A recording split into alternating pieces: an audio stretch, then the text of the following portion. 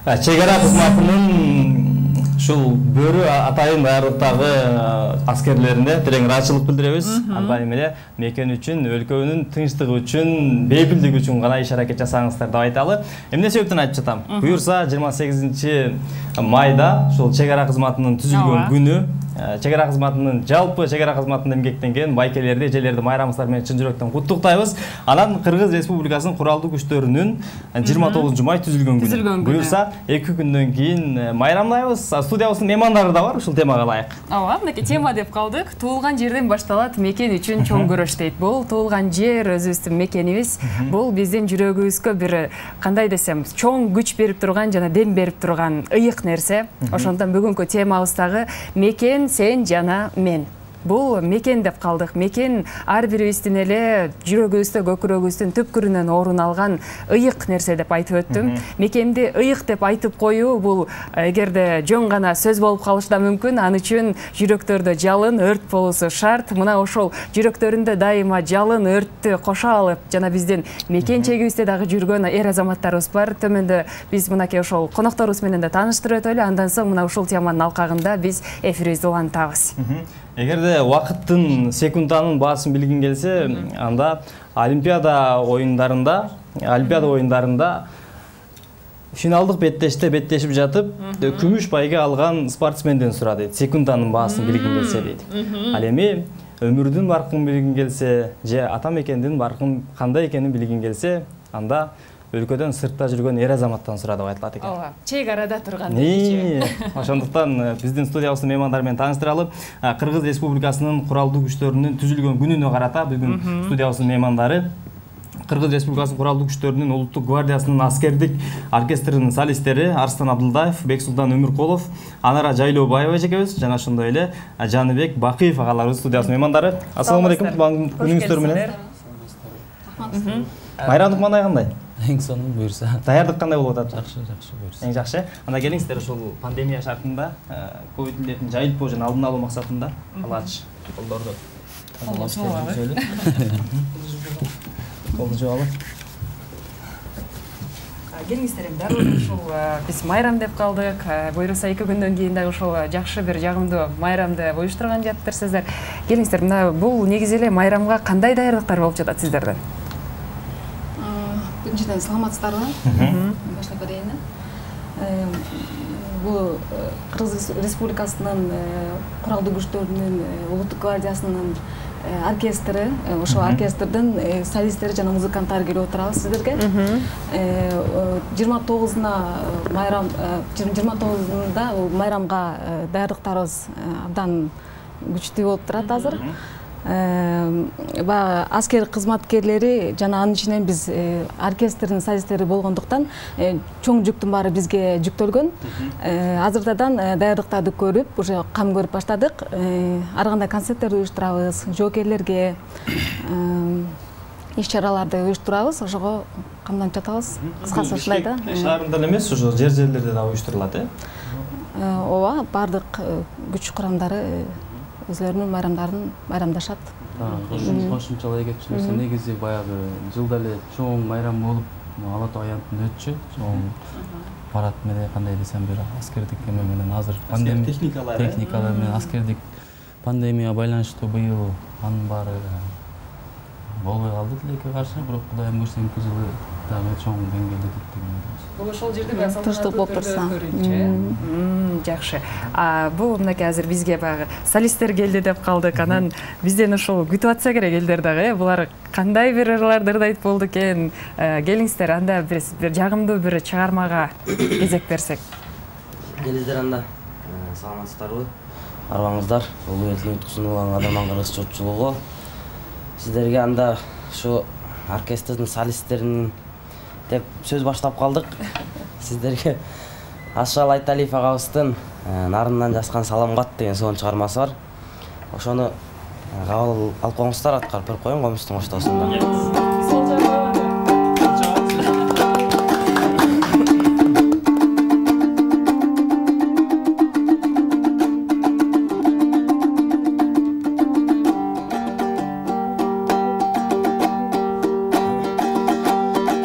жаш элек шайыр шаттанган алыска сапар аттанган кыймылдап поезд баратсаң ыйгылып көздөн жаш тамган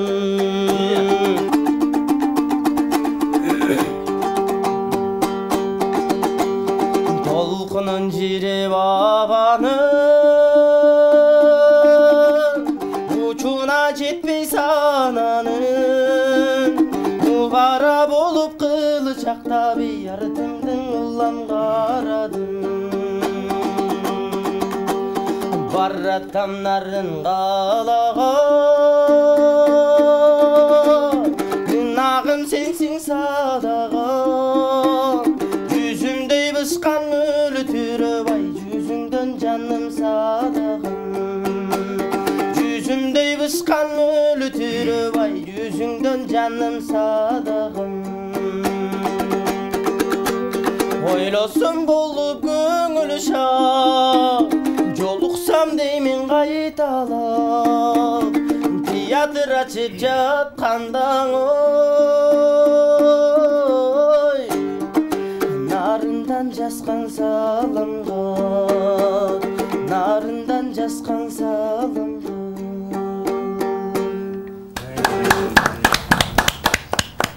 калчабылар Эң жакшы, Рашид билдирди.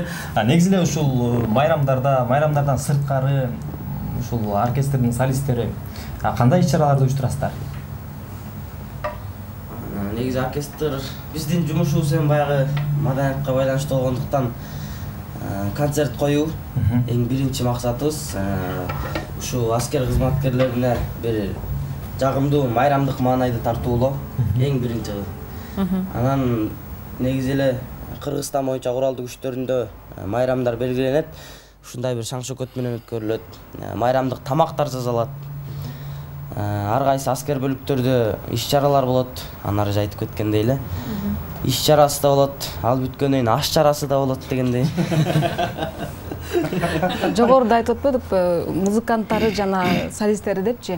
Аны жөн жерден айткан жокпуз. Анткени биз ырдап эле бул солист эле эмеспиз да, жеке биз кара ар бирибиз бирден аспапта ойнойбуз. Аскердик оркестр бар да. Ошондой иш-чараларды өткөрөбүз. Баягы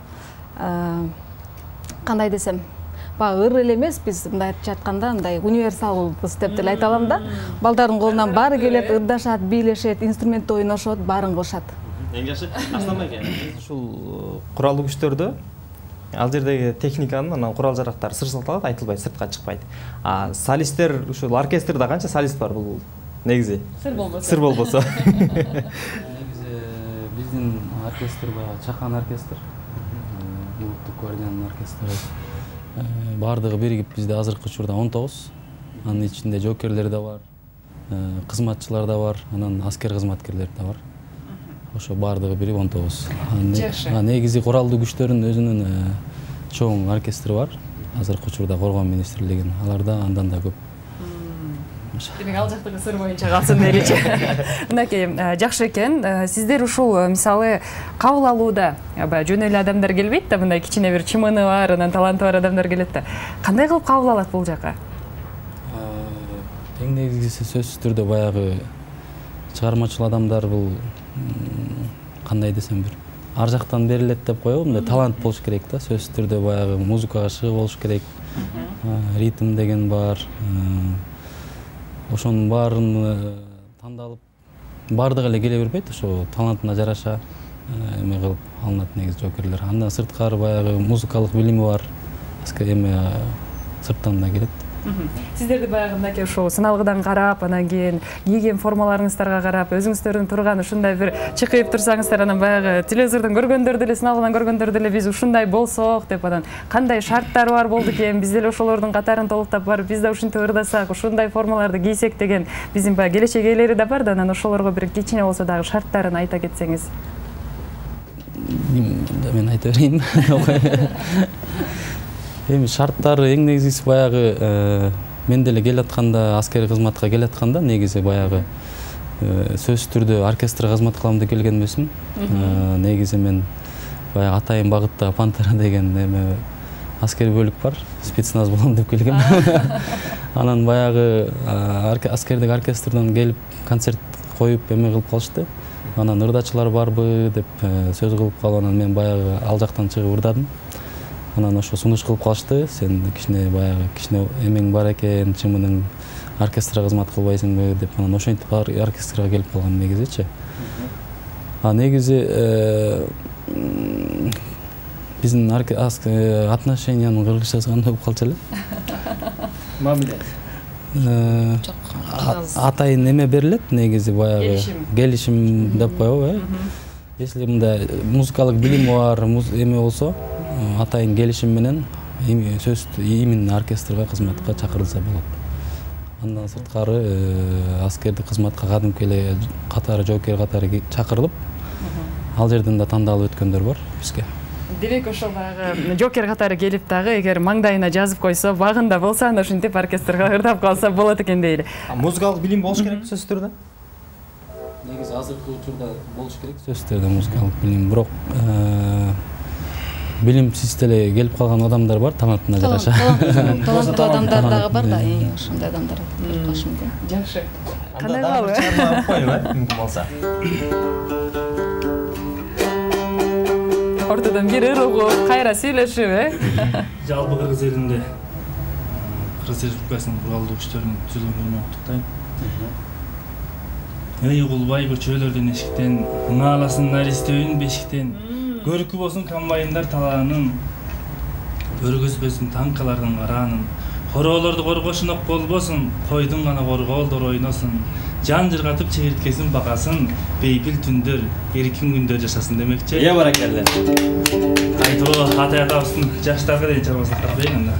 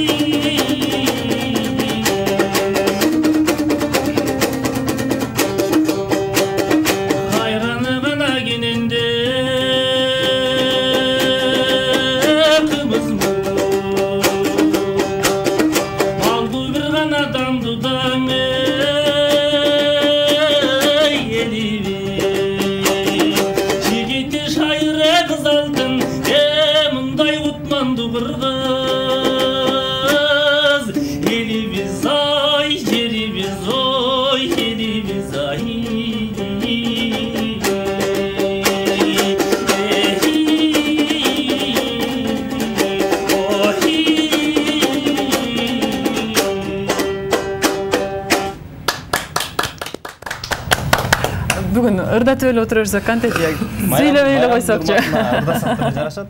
Анан сиздердин кызматта ушул жумуштан сырткары же жумуш учурунда кандай бир кызыктуу окуялар болот? Күтүлбөгөн жерден.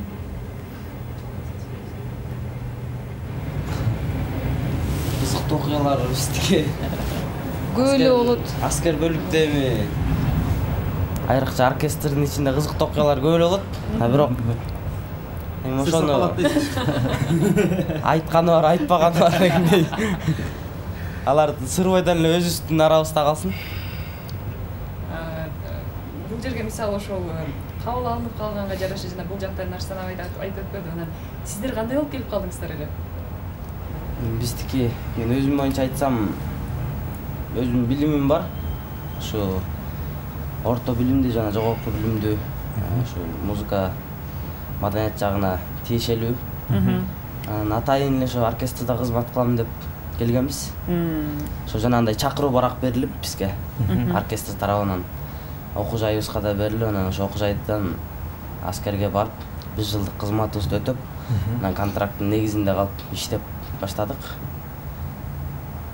Барыбыз жөнүндө айтып койсо өзүң.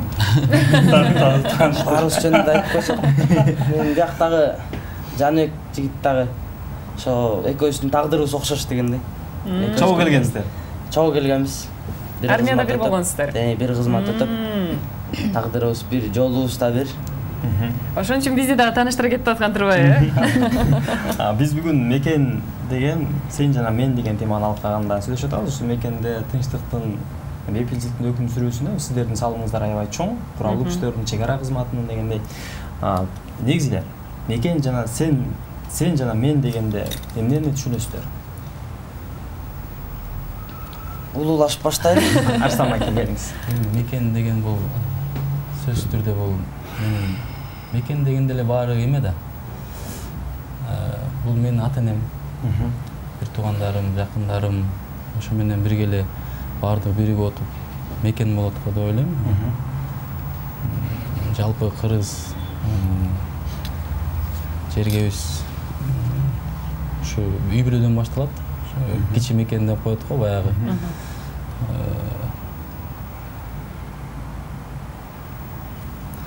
Сиз айтып койсоңуз.